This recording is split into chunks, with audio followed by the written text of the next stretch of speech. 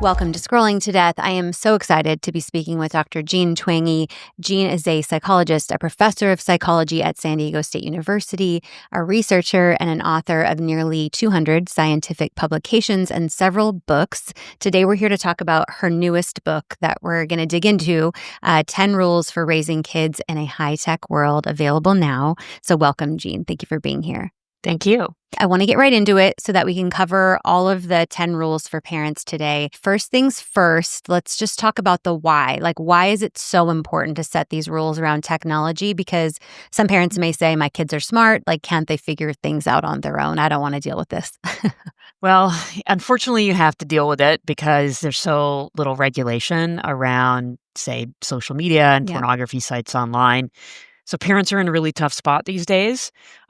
We have to be the first line of defense. But what I try to do in the book is to make that simpler, to make that easier, to tell you what things work and what doesn't, so it doesn't take as much time. Right. And I mean, with the depression rates in teenagers and suicide rates spiking, and a lot of your work showing that that is absolutely linked to their use of smartphones and social media, the problem parents run into is, well, they will be using smartphones and a lot of them will be using social media. So I think the key that I got from the book is like, there is hope. And you wrote in there, like, it is possible to protect kids from the worst aspects of today's intrusive and immersive technology. You just need a few rules. And so let's dig into those 10 rules now.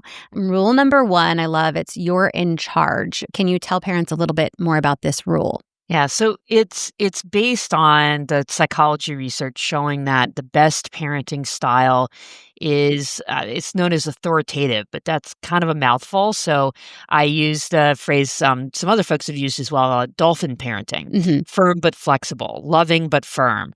So it means, sure, you can have that loving relationship with your kids, but you have to have rules, you have to have guardrails, that you do have to be in charge, you do have to be able to say no.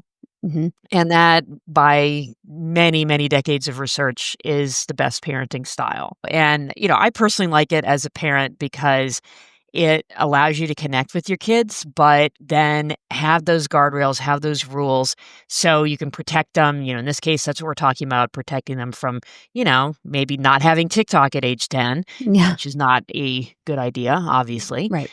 But also starting younger, having those rules in place.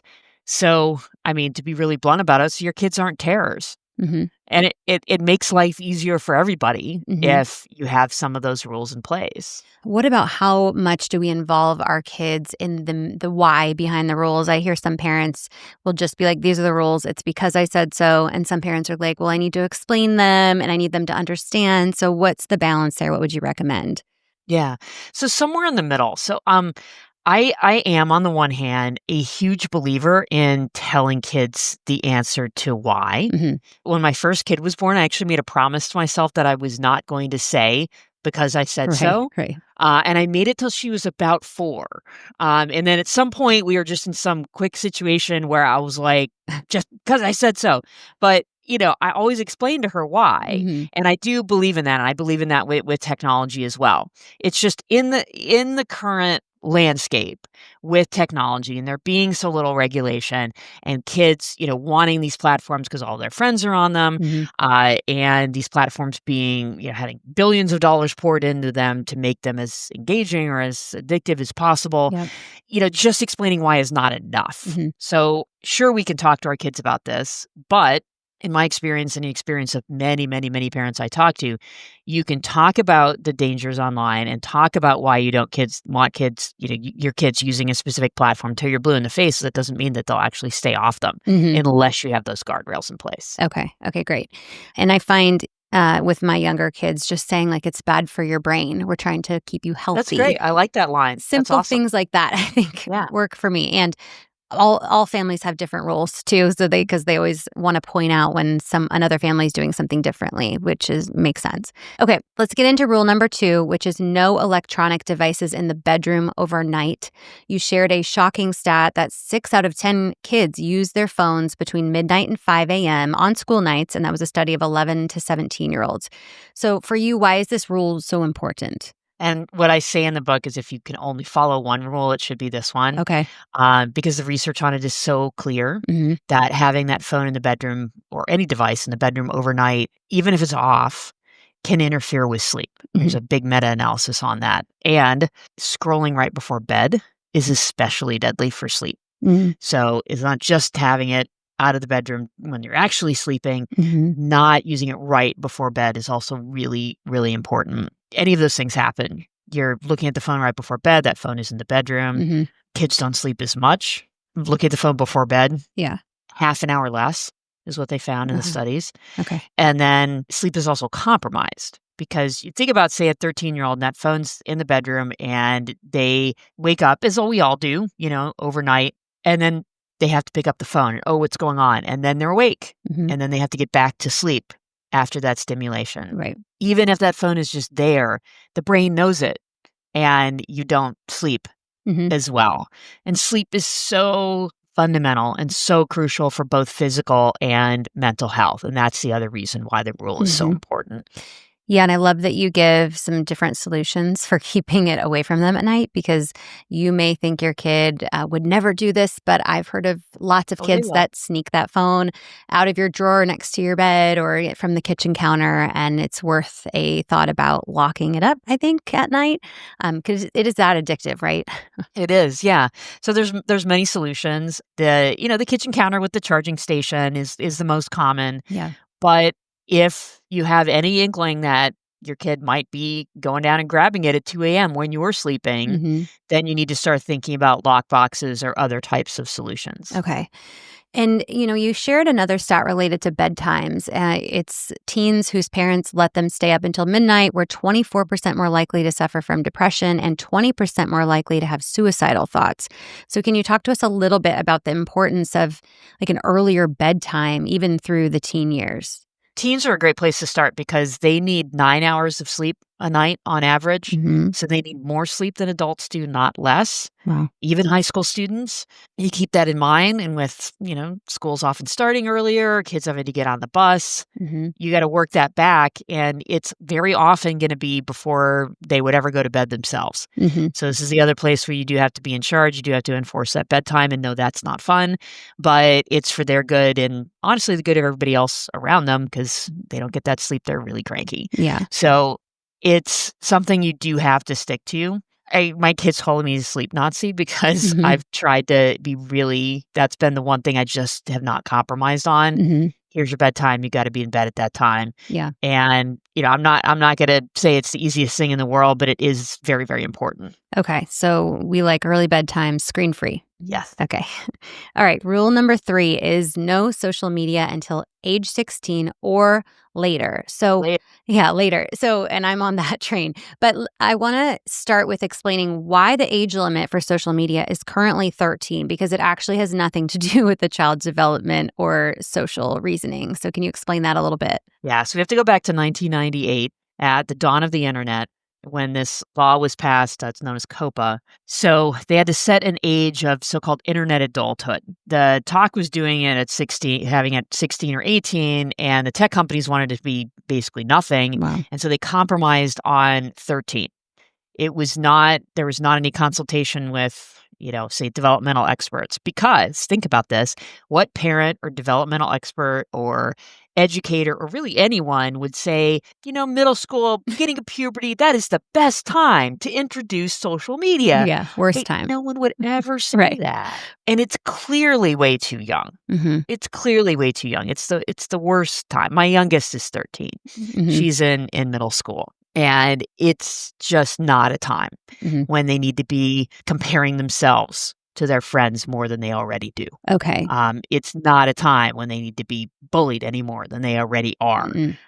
It is not a time when they have the self-control to put that phone down or Yeah. close that social media app. It's just Right. not. Okay. And so parents have to step up here because the United States legislature has not been successful in any kind of help for us here raising that age limit. Countries like Australia have been able to pass a law raising the age limit to 16, which is great. And they wanted to 18, but again, we're compromising. So we need parents to step up and hold that line at 16 or even 18, understanding the risks. I think the number one pushback I get from parents on that is their kid is left out. They can't talk to their friends because all the friends are talking on Snapchat. They're the only one not on there. So how would you respond to parents that give that reasoning? So a couple of things. Okay. So first, the thing that I find odd about that argument is there's so many other ways that kids can communicate, including on their phones. They can Right. text, Right. they can call, they can FaceTime, Mm-hmm. even better, get together in person. But if that's not in the cards, there's lots of other ways for them to communicate. Either you with their parents or the kids themselves having that conversation of, hey, can we text instead? Mm-hmm. And what I sometimes say is, just say, hey, my parents don't let me have it. They're so lame. Kids Yeah. know that parents are lame. Right.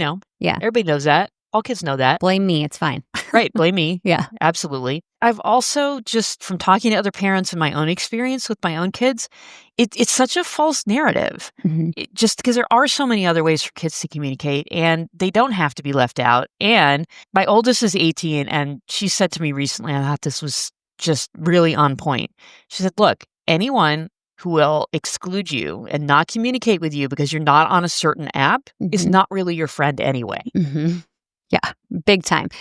One doctor I spoke with, Dr. Nidhi Gupta, she's a pediatrician and a researcher. She said, if you let your children go on social media, they're still going to be left out. They're just going to find out about it. Oh, wow. That's such a good point. Isn't that good? Yeah. Because you're like still Right, getting yeah, left that's out the of all the point. crap on there. Right. Give it to them, and then they'll find out that their friends, are at a party without them. Yeah. Snap Map, Instagram Map now. Like it's just built to make them feel isolated and left out in reality. All right, let's move on to rule number 4. First phones should be basic phones. I love this so much. I've studied a lot about the Apple iPhone and how it's very unsafe for children. It's really giving them like a Lamborghini of phones with no seatbelts and no airbags and no safety features. Great analogy. Yeah. So why for you a basic phone? Yeah. And just to clarify, so when we talk about a smartphone, I'm talking about something like an iPhone Yeah. that has an internet browser that, you can download any app you want. Exactly what you said, there's just no restrictions or airbags or seatbelts in place. Yeah. Basic phone, so the most basic of basic phones is a flip phone. Mhm. But flip phones stand out. They're really hard to text on. There are these days better alternatives or other alternatives Mhm. anyway. My oldest actually had a flip phone until she was 16 and a half. So you can do it. Great. Yeah. But the basic phone is, some of them are designed for children. Gab, TrueMe, Pinwheel, Bark, those are just some examples of the brands. There's lots out there. Yep. They're often Samsung or Android phones, no internet browser. And then there's a list of banned apps. So social media apps are on that. Importantly, so are AI chatbots. Mm-hmm. That's becoming more and more of an issue. So that's huge. a more recent thing, even since I started writing the book. Yep. But those are also on the list of banned apps. So they can't download those at all. Even with parental permission, it's just off the table. Mm-hmm. I still think parents should use parental controls, to be clear. Yeah. But they don't always work. Mm-hmm. And so, especially if you're talking about, 15 and under, if we're going to give them a phone, give them one that is safer right out of the box. Mm-hmm. And I always feel like my kids are 9 and under, but they'll just be excited to get anything that they get to use. And they right? are. Trust me, that's exactly how it goes. Yeah. Right. Why give them access to the whole world and the whole world access to them? And there's so many threats. And you mentioned chatbots. Thank you for mentioning that. I've been covering a lot even about ChatGPT and the threat to kids and teens interacting with that. So parents should look up those stories. Add a Brain is a good one to look up. Okay, so we like basic phones. I love that we have so many options that have great parental controls built into it. It even can send you an alert if there's some kind of bullying or harmful content going on. The Bark phone and probably the others doesn't even let the child take a nude image and save it to the camera roll, which can keep them out of all kinds of trouble. So they've really thought of how to keep kids safe and healthy, but still give them some access to chat with their friends, which is great. And we all need to be using that and not defaulting to iPhones, please. Definitely. Okay, rule number 5 is give the first smartphone with the driver's license. So why wait until 16 for a smartphone? There's a bunch of reasons. So first, you just have to think practically. They don't really need a smartphone until then. Yeah. They don't really need it. I mean, you could argue they don't even need it when they're driving if you give them a Yeah. basic phone that has maps. Yeah. But, a lot of those are kinda the Maps app doesn't work quite as well. Mhm. So, you can probably tell that's my favorite app on my own iPhone is the Maps app, Yeah. Doesn't it and work better especially for a new than driver. Yeah, I tried the Wise Phone for a little while, and it was the map that got me. I couldn't navigate myself in a new city. Yeah, if they could just upgrade the map on some of those. I'm hoping that the light phone, Mm, has maps. I from what I have read, it's not as good as the maps on the iPhone. right. I'm hoping that that will improve Okay. on these more basic phones, so there will be more options in that area. So if you wanna wait till 18 to, Mhm. get your, driving kid a phone, you could do that. Mhm. And we'll talk about this next. You still shouldn't hand them the iPhone without locking it down with Yeah. parental controls, Right. but it really is that practicality and that need, and that's what we found out with my oldest when she got her driver's license and still had a flip phone. That was tough Mhm. because then printing out directions and then what if you take a wrong turn? Look, I'm a Gen Xer. That was when I learned how to drive. That's just how it was. Yeah. But it sucks, and it's much better, and more convenient certainly to Yeah. have the maps. So that's one reason. Mhm. Also, then they're just so much more mature at Mhm. 16 than at 10 or 11 or 13 when a Mhm. lot of kids now get their first smartphone. Yeah. There's so much maturity that happens in those years. Mhm. Then you tie it to the driver's license, there's yet again that maturity, that responsibility, and, we'll get to this with Rule 8 about real world freedom. It's an incentive to get the driver's license is Mhm. the other thing. So if Right. you have a kid who's like, "Oh, I don't know if I wanna drive. My parents will drive me around, whatever." There's a very, very common attitude among a lot of teens today. Yeah. Then that's yet another incentive. Mhm. And it's great too because then it's not the choice of, "Oh, I can't see my friends, my parents are busy and can't drive me, so let's get on Snapchat." By the time you got that phone and maybe have access to Snapchat, then you have the option of, "I'm gonna get in the car and go drive to my friend's house." Mhm. Right, that's a good point. And I feel like they are old enough at that point where you can talk to them about the tough stuff that they could get access to on there, right? I mean, you can talk to your kids about these things in different ways at younger ages, but you can definitely give them the stories of sextortion and suicide and all of these things Yeah. at that age. Although I think with some of those, you have to start even younger. Yeah, for sure. Middle school, Yeah.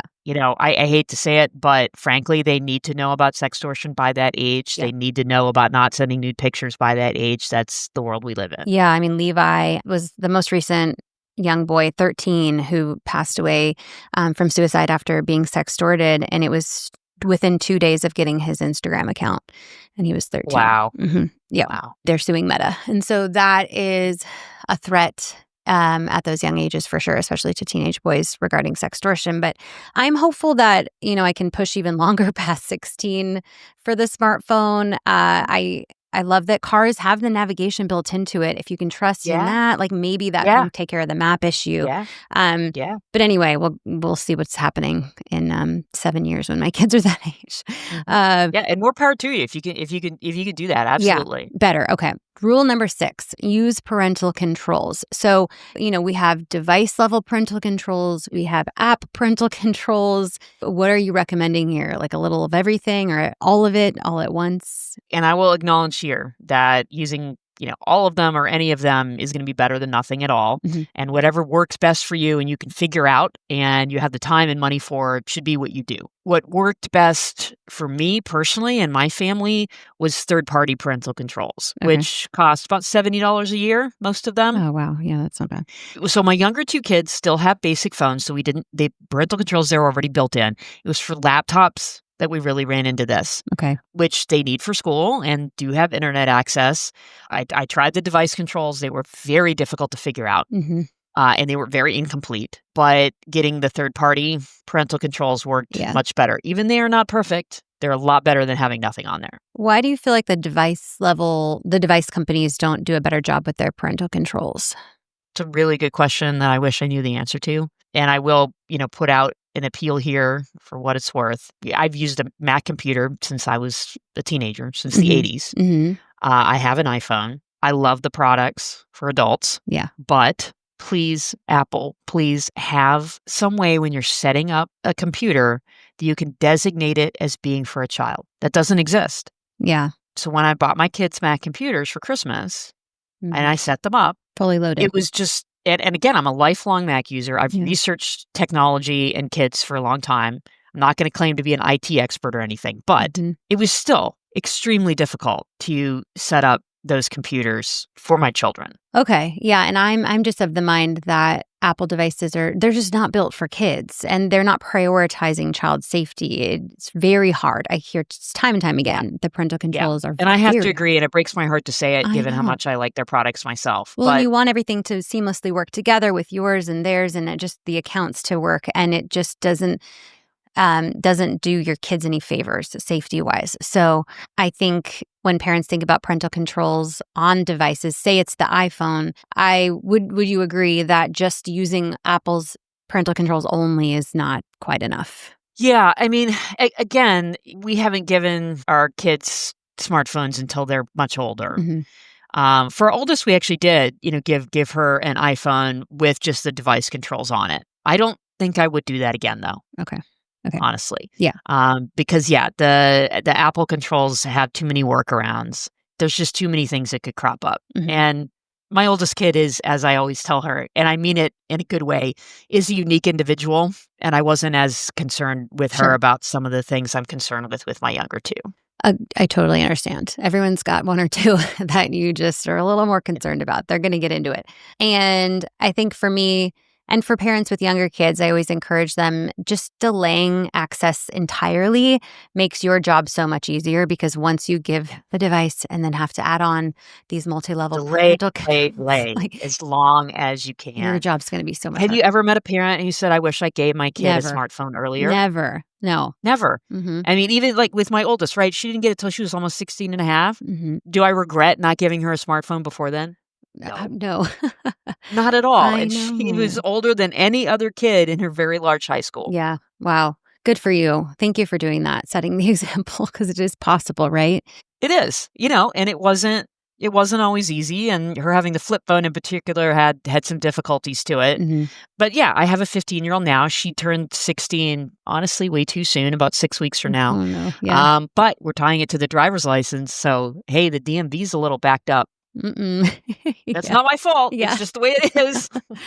I love that rule, though. Okay. Rule number 7 is create no phone zones. And I love this, even for parents, because I know when I'm eating dinner with the kids or even we're watching a movie together and I have my phone, even in eyesight, I feel like I need to grab it for some reason.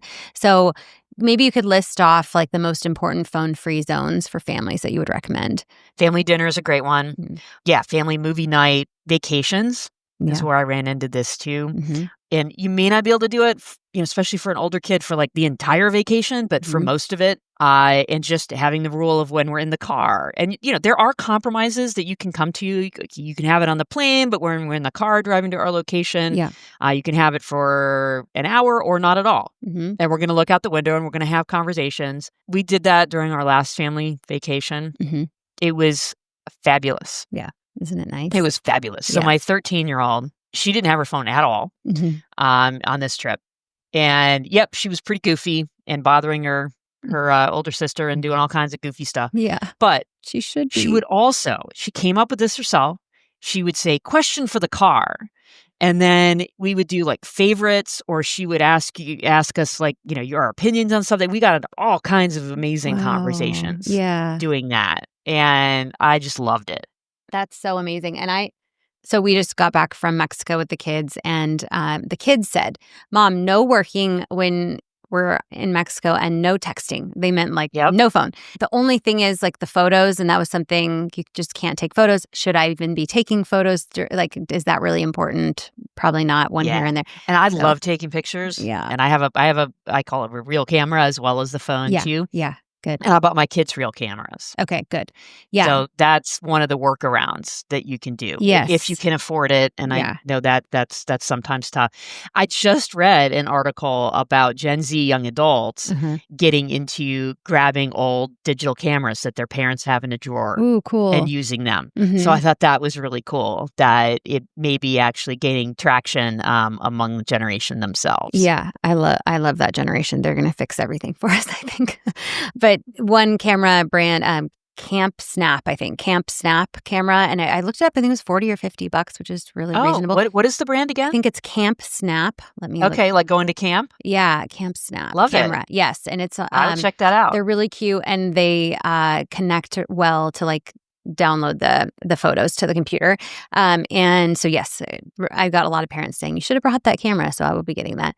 But Great. yeah, so I love the vacation mention. You talk about meals, right? You talk about during face-to-face conversations. Like there's Yes. nothing that I feel more guilty about when my kid's trying to talk to me and I'm just staring at my phone and I'm like, what am I doing? Like, put it down. And then you said hour before bedtime, which I love. And we kind of already talked about that Yep. being very important. Even if you, and again, don't let the perfect be the enemy of the good. If it could be a half an hour, Yeah. that's still great. Yeah. Let's move to rule number 8, which is give your kids real world freedom. And you shared some interesting stats.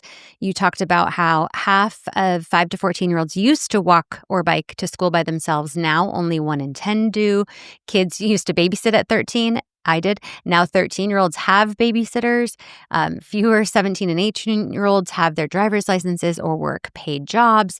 So can you explain a little like what is happening here and why are things so different? Is it good? Is it bad? It's some of both. This is part of, so in my other life as a researcher of generational differences, I realized in a lot of my research and books, this is one of the things that really explains generational differences. It's called a slow life strategy. That when we live longer and have better healthcare and more people go to college and just a more technologically complex society, people take longer to grow up and longer to grow old.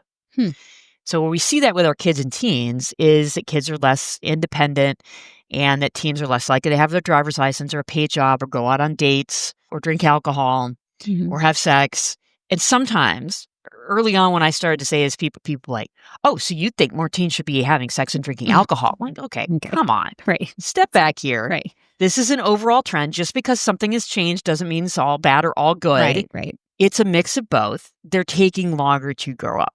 So there are some clear advantages to that. There's also downsides. If we can try to give kids and teens some of those, let's call it safe freedoms, then we can try to thread that needle of giving them independence while, still making sure that, they're not neglected and running around without any supervision whatsoever and doing the Gen X thing of getting pregnant at 15. Let's not have that again. No.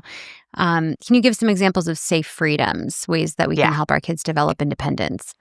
Yeah, so it depends on age, of course, but for most kids, by the time they're, let's say, 8 or 9, they can start to help cook a meal. And by the time they're 9 or 10, they could do it themselves. And we started this with our kids that every Saturday, the younger two trade off, and they've learned how to make all kinds of meals. Oh, cool. And bonus, then you don't have to cook yourself. Yeah, right. This is a big theme, by the way. When you give kids freedom, it makes your job as a parent easier.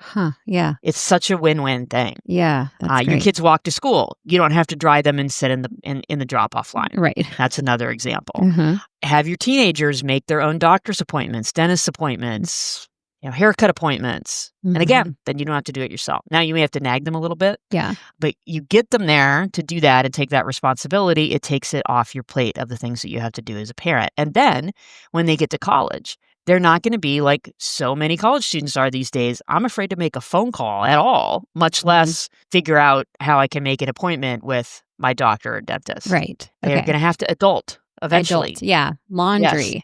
Adulting is now a verb. Right. Laundry is another great one. Yeah.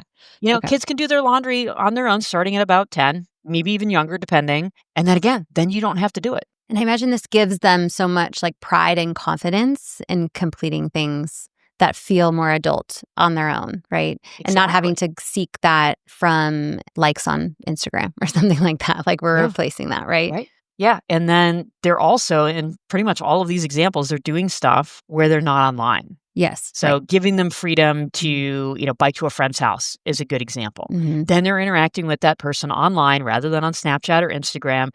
They have the independence of, hey, I'm old enough, I'm big enough, I'm independent enough to go and do that. They learn how to solve problems on their own. They learn how to do things without you. Yep. It's a win-win all around. Okay, beautiful. Okay, rule number 9 is beware the laptop and the gaming console and the tablet and ...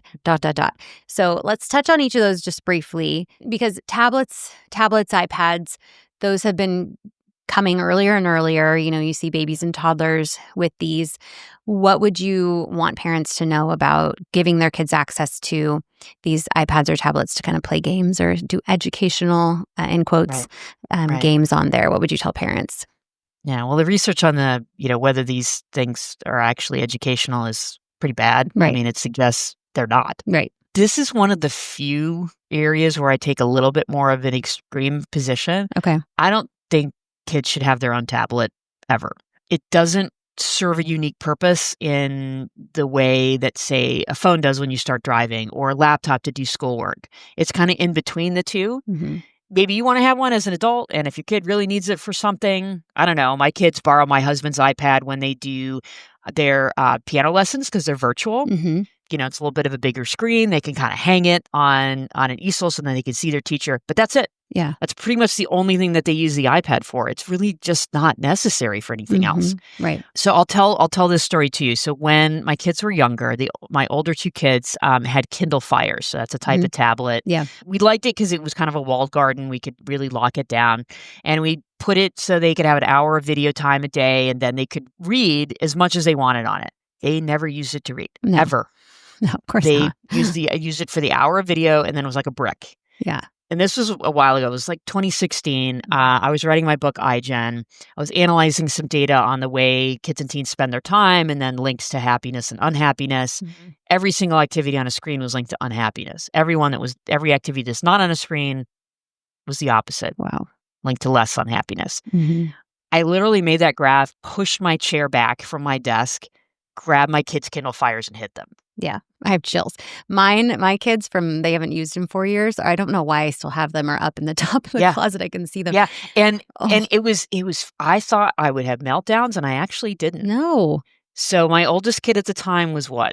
9, maybe 8. Mm-hmm. And then, she was like, I think 9 or 10. And she, at some point was like 3 days later, was like, hey, what happened to my Kindle Fire? I'm like, oh, we're not going to use this anymore. Right. Thank you for having a hard stance on that, because I agree. No tablet ever. I just don't see any benefit. And I might say the same about video games. Can you give us, my question for you is should we let our kids play video games? Yeah. So this is a tough one for me for a couple of reasons. Okay. For one thing, I have girls. It's much more the norm for boys that's the way they communicate with friends. That's how they hang out with friends and socialize with friends is on games. Mm. But my girls still want to play Roblox and things like that. So I have run into it. It's not that it's been a non-issue. Okay. But the other reason it's tough for me is those games they often do play with friends.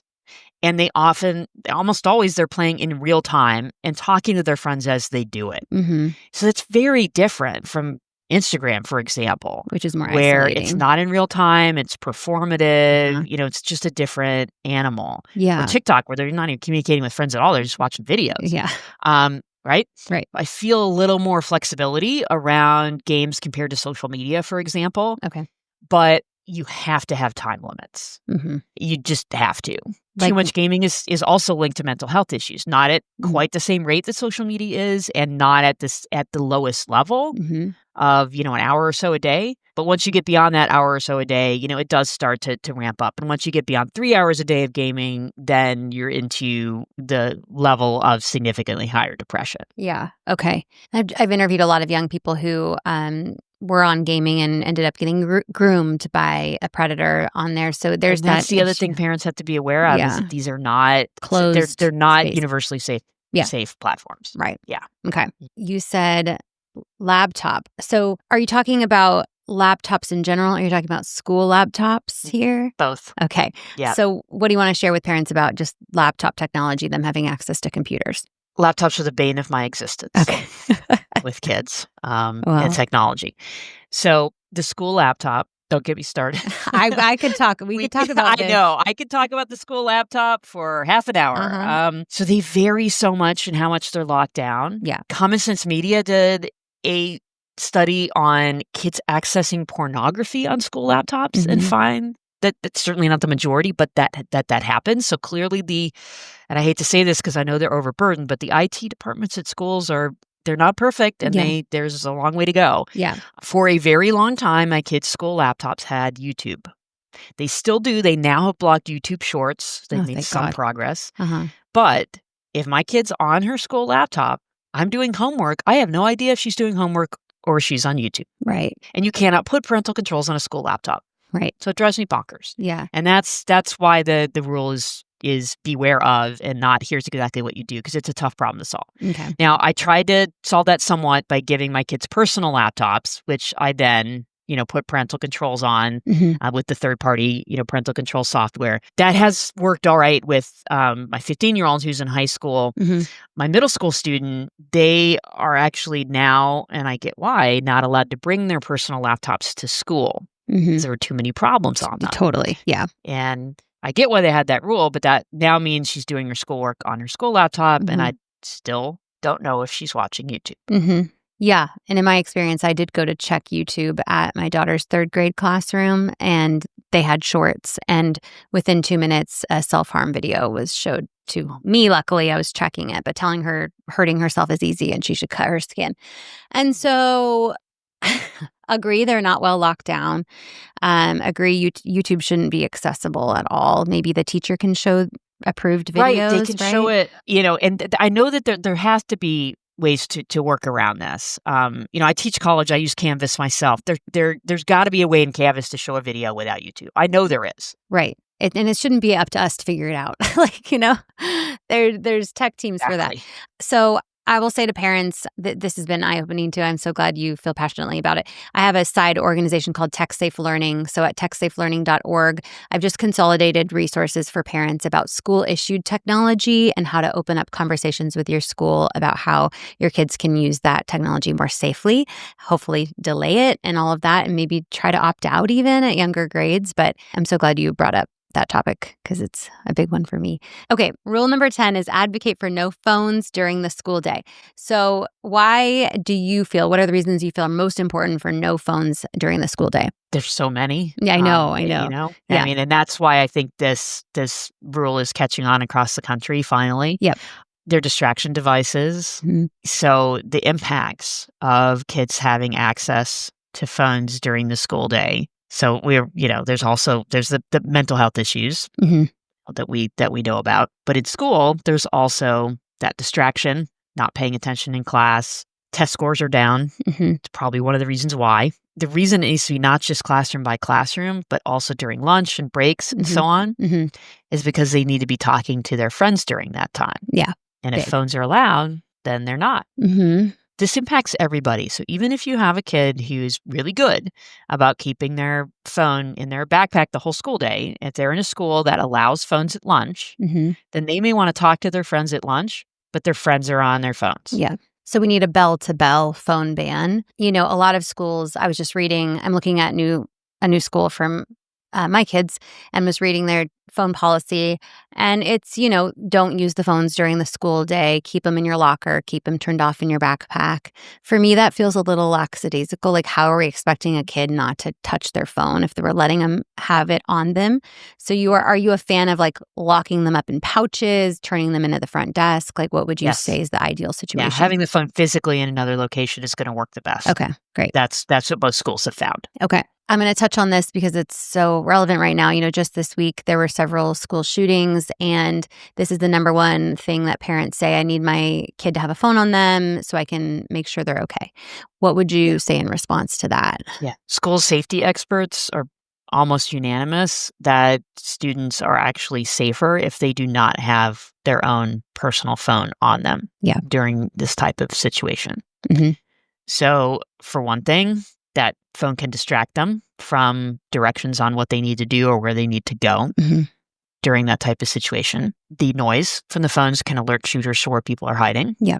Look, I'm a parent too. It seems like it would be comforting for your kid to contact you if something like that happened, but it creates problems that we really don't want in a situation like that. Right. It ties up bandwidth. Then first responders and school administration and teachers may not be able to communicate with each other. Yeah.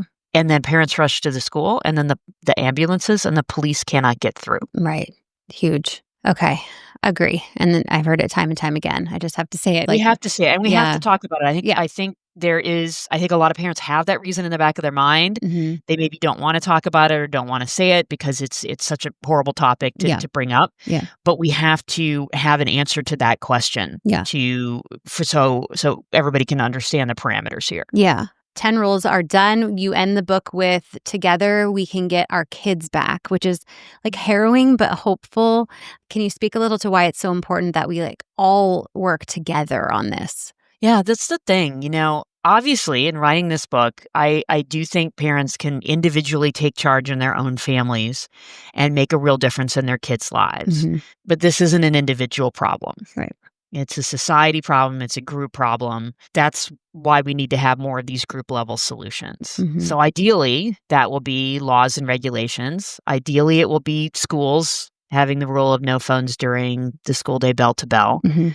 At the lower level, though, it can be parents talking to each other. Yeah. It can be those great organizations like Wait Till 8th of parents coming together, signing a pledge and saying, we're not going to give our kids phones until the end of 8th grade. I would Mhm. say maybe middle of 10th, but Mhm. it's a great start. Yeah. And just that very idea of parents coming together and agreeing that they're going to wait, that Mhm. they're going to delay really, really helps. It helps get around that argument of I'm the only one who doesn't have it. I'm going to be left out and so on, which I do think you can still push against that individually. Mhm. But how much better would it be if none of your kids' friends had a phone or had social media either? It'd be Right. so much easier. It makes it easier for everyone. And I want to end with like just a little chat about like there's a lot of burden on parents right now to keep our kids safe online and There is. not a lot of responsibility being taken from the companies who are creating the software and the hardware technology.